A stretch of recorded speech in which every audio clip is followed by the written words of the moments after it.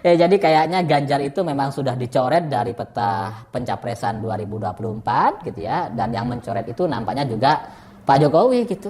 Salam hangat untuk semua pemirsa channel saya dan selamat bergabung bagi pemirsa yang baru bergabung. Terima kasih telah bergabung dengan saya di sini. Jangan lupa untuk menekan tombol like dan subscribe agar tidak ketinggalan video-video menarik lainnya dari kami. Terima kasih atas dukungan dan partisipasi Anda. Mari kita masuk ke video pembahasan hari ini. Selamat malam para mantan, selamat malam untuk semua mantan-mantan kalian yang selalu berubah-ubah. Yang katanya mau liburan ke gunung, tapi di tengah jalan tiba-tiba pengen ke pantai. Itu kan jauh banget gitu. Dari pakaian yang harus dibawa juga beda gitu. Kalau ke pantai harus serba hangat, tebel gitu ya. Sementara kalau ke pantai harus serba terbuka. Harus semua tipis. Karena kalau pakai jaket gunung di pantai susah itu. Salah kostum. Nah, cerita-cerita semacam itu bagi saya jadi mirip sekali dengan cerita 2024 gitu. Karena hari ini nampaknya banyak orang salah kostum. Karena dengan batalnya Indonesia menjadi tuan rumah Piala Dunia U20, nampaknya koalisi-koalisi di partai politik itu juga banyak yang batal. Piala Dunia batal, juga batal koalisi. Karena dengan pertemuan 5 partai yang katanya akan membentuk koalisi besar, ini kan menunjukkan bahwa koalisi yang sebelumnya mereka sudah bentuk, itu akan dilebur dan dibubarkan. Gitu kan. Dan dari pertemuan 5 partai ini, bagi saya ini menghidupkan banyak sekali skenario. Banyak kemungkinan. Karena kalau sebelumnya gitu ya, kita hanya terfokus kepada Prabowo Ganjar atau Ganjar Prabowo. Sebatas itu gitu. Nggak ada kemungkinan lain. Tapi dengan meleburnya 5 partai, apalagi nanti ditambah dengan PDI Perjuangan misalkan, bisa saja ini bukan soal Prabowo dan Ganjar lagi. Bisa saja ini soal nama yang berbeda sama sekali dari semua lembaga survei misalkan. Atau tetap dipertahankan, misalkan tetap Ganjar, Prabowo, atau Ganjar versus Anies nantinya misalkan, mana tahu gitu ya. Kalau koalisi 5 partai ini kemudian mengusung Prabowo Airlangga misalkan, ya bisa saja Ganjar Anies atau Anies Ganjar gitu. Jadi hari ini gitu ya, ini seperti orang yang sedang pengen ke gunung tapi tiba-tiba belok ke pantai ini. Banyak orang yang salah kostum. Coba bayangkan gitu, kalau misalkan Ganjar jadi cawapresnya gitu kan. Nanti relawan-relawan mau kemana itu ya? Udah nyerang Anies tiap hari, tiba-tiba jadi cawapresnya Anies. Prabowo juga sama gitu. Yang Prabowo diusung sebagai capres gitu ya. Nanti tiba-tiba cawapres. Itu kata Cak Lontong gitu ya. Jangan sampai capres yang kita usung ternyata cawapres. Tapi bagi saya hikmahnya dari pertemuan 5 partai ini dalam koalisi besar itu gitu ya. Ini nampaknya memang sangat-sangat disengaja. Karena awalnya itu pertemuan biasa katanya, silaturahmi bulan Ramadan, ada penceramahnya Gus Miftah gitu ya. Mau buka puasa bersama katanya gitu ya. Saya pikir biasalah halal bihalal Ramadan gitu kan.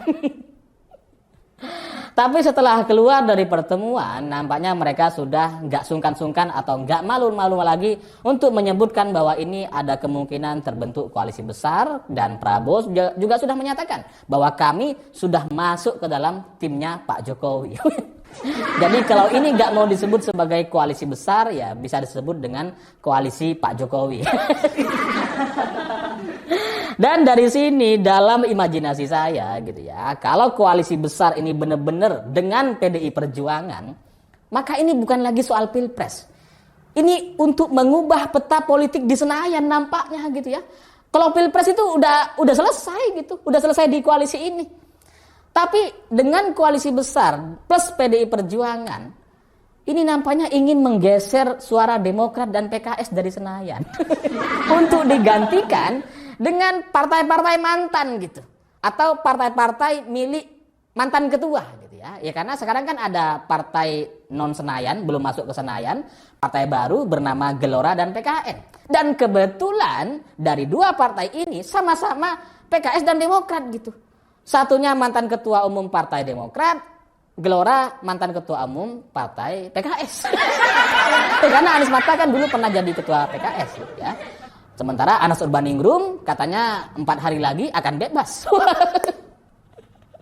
Jadi kebayang nggak kalau koalisi besar plus PDI Perjuangan ditambah dengan dua partai non Senayan yaitu PKN dan Gelora gitu ya. Ini kan terbuka kemungkinan bahwa Demokrat dan PKS akan tersingkir dari Senayan. Terbuka kemungkinan kalau partai-partai ini, partai-partai besar ini mau bergotong royong untuk membantu partai baru ini. Ya dengan sama-sama menggunakan mesin politik atau infrastruktur yang sama-sama mereka miliki misalkan gitu ya, join atau nebeng gitu ya. Ya selesai itu Demokrat sama PKS. Kalaupun mereka tetap masuk ke Senayan, minimal kursinya sudah minoritas. Sudah sangat minim sekali misalkan gitu ya. Jadi partai yang hampir masuk gitu ya. Yang cuma 3% atau 4% misalkan. Karena diambil sama PKN sama Gelora. Dan kalau ini terjadi gitu ya, wah ini luar biasa. Dan nampaknya secara logistik, secara persiapan ini benar-benar nggak terprediksi oleh banyak orang. Karena kalau PKN dan Gelora masuk ke dalam koalisi besar, kemudian Nasdem gimana? Ini kan pertanyaannya. Oke lah, PKS dan Demokrat sudah ada lawannya, para mantan ketua umum gitu ya. Terus Nasdem gimana? Nasdem masalahnya bukan mantan ketua gitu, karena Nasdem sejak awal masih dipimpin sama Surya Paloh. Tapi masalah Nasdem adalah internalnya. Karena Joni Plate sebagai sekjen Partai Nasdem atau Menkominfo kita itu gitu ya, dalam beberapa pernyataan Kejaksaan Agung yang sudah memanggil sekjen Nasdem ini sebanyak 3 kali gitu ya, mereka sudah menyampaikan bahwa keputusan untuk status Joni Plate itu akan segera diputuskan sebelum Lebaran. Ini bisa terjadi Lebaran kuda. Ya karena kalau sebelum Lebaran ini kemudian ditetapkan, maka koalisi akan terbentuk ketika halal bihalal. Ini koalisi politik ini memang luar biasa gitu ya. Dan saya ngelihat Nasdem ini ya masalahnya di internal gitu. Kalau sekjennya sudah masuk jadi tersangka, yang lain ya selesai. Ya karena sekjen gitu, posisinya kan langsung di bawah ketum gitu. Kalau sekjennya udah bermasalah ya otomatis dalam satu partai itu jadi bergejolak atau nggak seimbang. Makanya banyak elit-elit Nasdem itu belakangan ini mengundurkan diri. Sampai ada yang bilang flying high, playing cheap katanya. Jadi sok-sok hebat luar biasa padahal murahan katanya. Jadi ini menunjukkan bahwa memang masalah ini bertepatan dengan koalisi besar 5 partai itu. Gitu. Jadi koalisi perubahan gitu ya. Ini benar-benar akan tamat kayaknya gitu ya. Di mana PKS dan Demokrat akan diserang oleh PKN dan Gelora, sementara Nasdem akan diserang sama Kejaksaan Agung. Meskipun pada akhirnya gitu ya, meskipun dengan koalisi besar ini mereka sudah menyampaikan siap melaksanakan pemilu 2024, tapi sampai sekarang saya melihat masih terbuka kemungkinan-kemungkinan yang lain terkait 3 periode dan perpanjangan masa jabatan presiden. Dan saya juga sudah dengar itu beberapa penawaran itu sudah nggak masuk akal bagi saya gitu ya, sehingga ya ini apa ya, dengan koalisi besar ini gitu ya, yang katanya siap untuk melaksanakan pemilu 2024, bisa jadi sebenarnya menyiapkan soal perpanjangan masa jabatan atau 3 periode. Kalau yang digagas adalah perpanjangan masa jabatan dan 3 periode, maka PDI Perjuangan nggak akan bergabung dengan koalisi besar ini. Dan saya juga sudah dapat pertanyaan-pertanyaan tuh gitu ya. Kalau saya sih terserah Pak Jokowi, dan Pak Jokowi kan terserah Ibu Mega. Itu nggak akan berubah peta politiknya gitu ya. Kalau Pak Jokowi dengan Bu Mega itu susah berubah. Dan soal perpanjangan masa jabatan ini memang nggak rame di media, tapi diskusi-diskusi tertutup itu sudah terjadi dengan segala persiapannya gitu. Dan belakangan Yusril Iza Mahendra itu juga sudah mengklaim bahwa dia dipanggil untuk berdiskusi untuk perpanjangan masa jabatan presiden. Karena dengan perpanjangan masa jabatan dengan 2 tahun lagi atau plus 3 tahun lagi, itu akan memaksimalkan pembangunan IKN dan beberapa infrastruktur yang belum selesai sampai tahun 2024 nanti. Dan pasangan Pak Jokowi gitu ya, ini juga agak mengejutkan informasi yang saya dapatkan. Bukan lagi Prabowo gitu, karena sebelumnya kan banyak orang bilang Jokowi Prabowo ini jangan-jangan gitu ya. Tapi ternyata ada 2 nama yang ini juga agak mengejutkan, yaitu adalah Muldoko dan Mahfud MD. Alasannya Muldoko itu tidak terlalu banyak masalah, sementara Mahfud punya panggung yang luar biasa yang sekarang bisa kita lihat bersama-sama. Sehingga kalau pencapresan tidak terjadi gitu ya di koalisi besar ini ya, maka mungkin itu untuk memaksakan perpanjangan masa jabatan. Tapi kalau terjadi tanpa PDI Perjuangan dengan koalisi 5 partai ini, ya maka kemungkinan besarnya itu akan mengulang seperti episode Pilpres 2014 gitu ya, di mana yang bisa maju sebagai capres adalah 2 partai terbesar, yaitu Prabowo dan Erlangga. Tapi kalau plus dengan PDI Perjuangan, ya ini harus dikocok ulang. Dan kalau ngelihat respon Presiden Jokowi di pertemuan 5 partai atau dalam koalisi besar gitu ya, nampaknya memang kegaduhan yang ditimbulkan oleh Pak Ganjar itu susah untuk dimaafkan gitu. Karena meskipun sebelumnya kan Pak Jokowi selalu endorse Pak Ganjar gitu ya, ketemu foto, masuk mobil presiden dan sebagainya gitu ya. Terus kemudian sempat bilang ada rambut putih, berkerut dan sebagainya. Tapi sekarang nampaknya itu juga sudah berubah semua soal simbol-simbol itu. Karena apa yang dipikirkan atau emosi yang coba disalurkan oleh Presiden Jokowi itu benar-benar bisa kita lihat aslinya dari pernyataan-pernyataan Gibran gitu. Jadi itu adalah ekspresi kekecewaan dari seorang presiden yang disampaikan oleh Gibran. Bahwa kemudian Gibran dan Ganjar sudah ketemu katanya kemarin gitu ya. Tapi presiden kayaknya masih belum selesai. Sehingga kalau kita lihat dalam koalisi besar, koalisi 5 partai, itu kan sebenarnya diketuai atau yang menjadi tuan rumah adalah PAN. Partai yang sebelumnya itu begitu gencar secara terbuka mempromosikan Ganjar dan Erik. Tiba-tiba ketika kemarin mereka mengundang 5 partai yang lain gitu ya untuk bertemu, ini sudah tanpa Ganjar dan Erik bahasanya. Ya, jadi kayaknya Ganjar itu memang sudah dicoret dari peta pencapresan 2024 gitu ya, dan yang mencoret itu nampaknya juga Pak Jokowi gitu.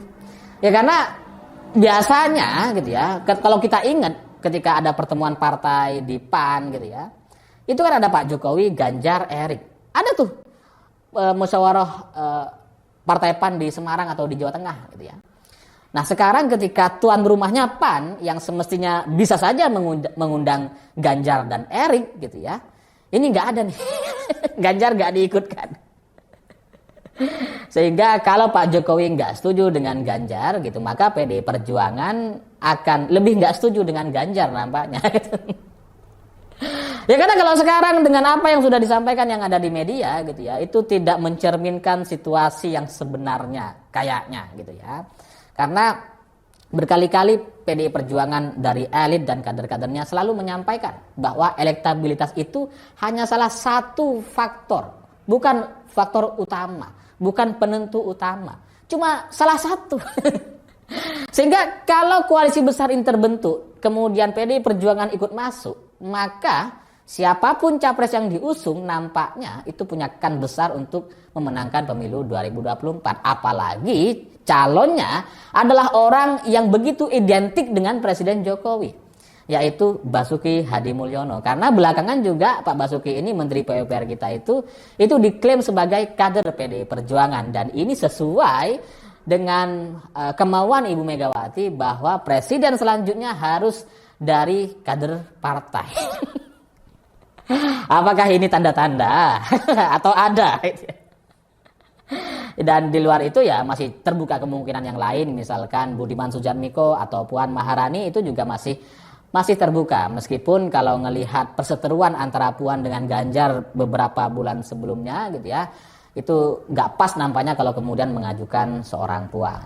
Tapi kalau Pak Basuki yang maju, ini nampaknya akan lebih mudah diterima oleh semua partai gitu, karena tidak terlalu identik dengan PDI Perjuangan atau dengan salah satu partai koalisi. Dan ya begitulah cerita-cerita jelang 2024 gitu ya. Itulah kenapa kemudian kemarin saya sempat berubah gitu ya. Saya pikir dengan batalnya Indonesia menjadi tuan rumah Piala Dunia ini kemudian menguatkan posisi Ganjar gitu ya. Semakin didukung, semakin didorong, semakin diberikan panggung dan seterusnya. Tapi kalau melihat pernyataan Presiden di pidato koalisi 5 partai, nampaknya itu menunjukkan kemarahan yang nggak termaafkan gitu. Jadi ya apapun itu masih terbuka. Jadi kalau Ganjar hari ini posisinya sudah sangat lemah sekali. Kalau sebelumnya dia bisa beralasan soal elektabilitas dan dukungan Presiden Jokowi, dan hari ini dia tidak punya keduanya. Jadi yang bisa mengusung Ganjar ya cuma Ibu Megawati, solusi satu-satunya. Jalur utamanya cuma Ibu Mega. Karena Pak Jokowi dan elektabilitasnya nampaknya sudah dihajar habis-habisan dan sudah dicoret dari peta politik 2024. Sementara Anies Baswedan ya nggak tahu. Ya karena kalau koalisi besar ini terjadi, kemudian terjadi skenario PKN dan Gelora masuk untuk menghajar partai-partai mantan gitu ya, mereka nggak akan fokus kepada pilpresnya itu. Koalisi perubahan nggak akan fokus sama pilpres karena sibuk masing-masing. Demokrat ngelawan PKN, PKS ngelawan Gelora, dan Nasdem melawan Kejaksaan Agung.